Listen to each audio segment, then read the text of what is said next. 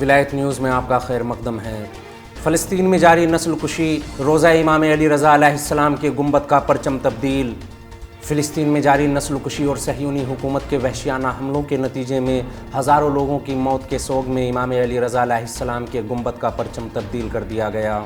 حرم امام رضا علیہ السلام کے گنبد سے رسمی پرچم اتار کر پرچم عزا نصب کر دیا گیا ہے۔ غزہ میں جاری نسل کشی اور 500 سے زائد انسانوں کی جان لینے والے اسپتال پر ہوئے حالیہ حملوں کے بعد آستانہ قدس رضوی نے سوگ کا اعلان کیا ہے۔ اس انسانی المیے اور تمام انسانوں بالخصوص دنیا بھر کے مسلمانوں کے غمزدہ ہونے کے بعد حرم رضوی کی انتظامیہ کی طرف سے آج بروز بدھ روضہ رضوی نے سوگوار رنگ اختیار کر لیا۔ چند دنوں تک استغاثہ اور دعائیہ تقریب ہوگی۔